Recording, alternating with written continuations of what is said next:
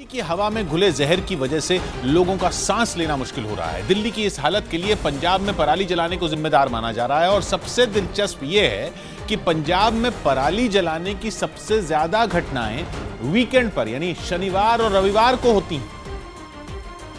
जब पराली जलाने की घटनाओं पर नजर रखने वाले अफसर छुट्टी पर होते हैं। हालांकि हफ्ते के बाकी दिनों में भी पराली जलना जारी है, लेकिन शनिवार और रविवार को तो किसान बेखौफ होकर खेतों में बची पराली को आग के हवाले करते हैं। बुधवार को न्यूज 18 की टीम पटियाला के एक गांव में पहुंची, जहां खेत में लगी पराली लपटों में घिरी थी। ये जो तस्वीरें हैं ये पंजाब के कई इलाकों में दिखाई दे रही हैं, जहां पर किसान पराली जला रहे हैं।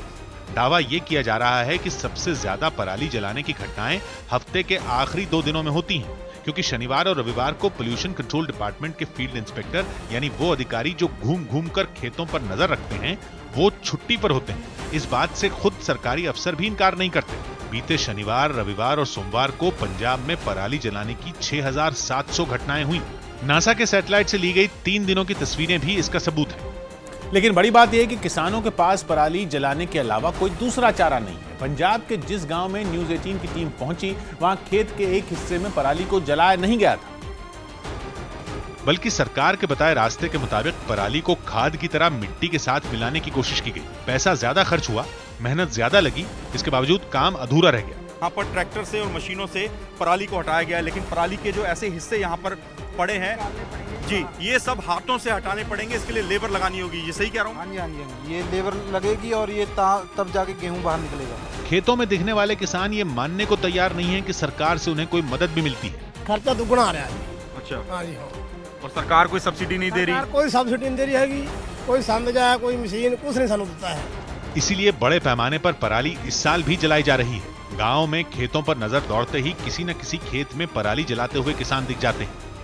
लेकिन हैरानी की बात यह कि पंजाब सरकार के आंकड़ों में पराली जलाने की घटनाएं कम हुई हैं। पंजाब के पोल्यूशन कंट्रोल डिपार्टमेंट के मुताबिक पिछले साल के मुकाबले इस साल पराली जलाने की घटनाएं 35% कम हुई हैं। पराली जलाने वाले किसानों पर सरकारी अधिकारी घूम घूम कर सख्त कार्रवाई कर रहे हैं। सरकार का दावा है कि किसानों को मशीनें खरीदने के लिए सब्सिडी दी जा रही है और पराली का सही इस्तेमाल करने के लिए कई तरह के नुस्खे भी बताए जा रहे हैं।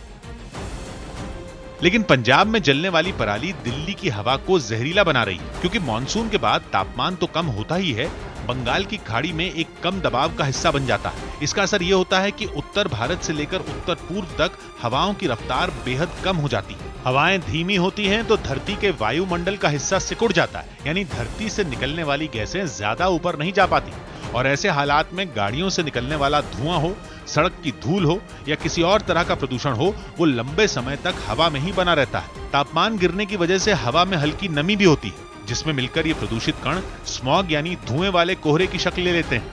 लेकिन पंजाब का दावा यह है कि दिल्ली के प्रदूषण की वजह पंजाब कतई नहीं है। अपनी बात साबित करने के लिए पंजाब ने कई दलीलें दी और यह दावा किया कि 10 दिन से पंजाब में चलने वाली हवाओं की रफ्तार 2 किलोमीटर प्रति घंटा से भी कम है।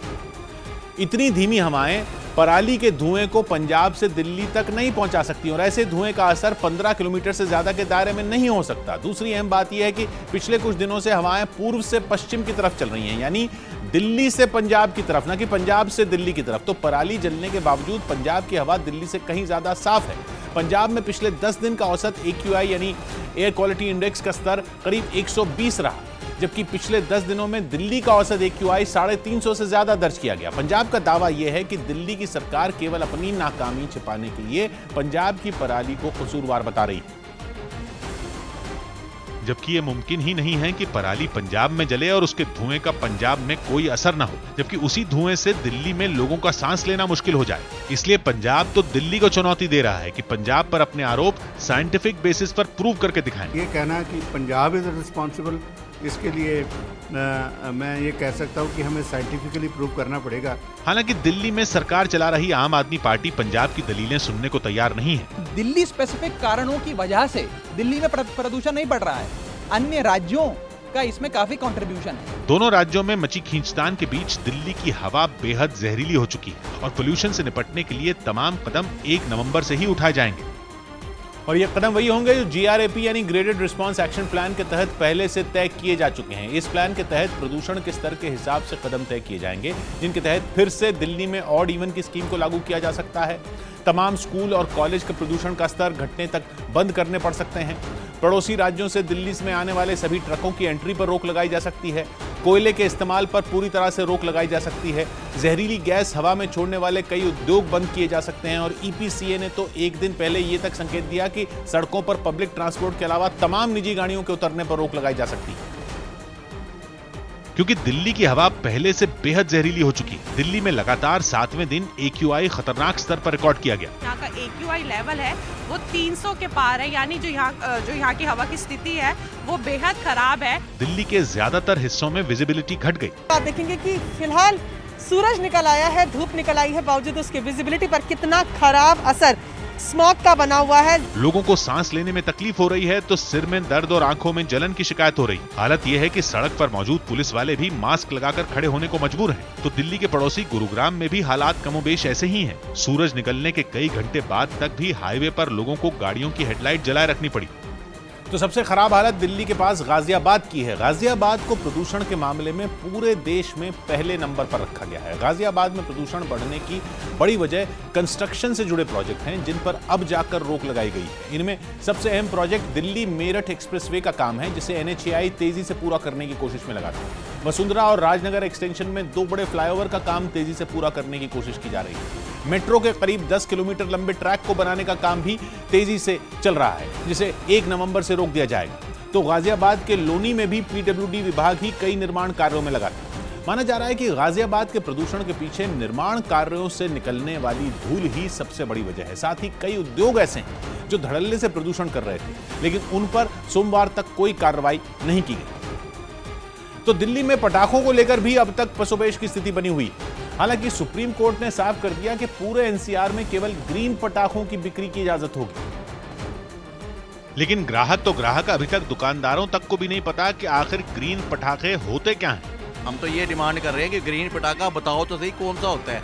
हम वही पटाखा यहाँ बेच लेंगे, लेकिन आप बताओ भी तो सही ना हमें ग्रीन पटाखा क्या होता है।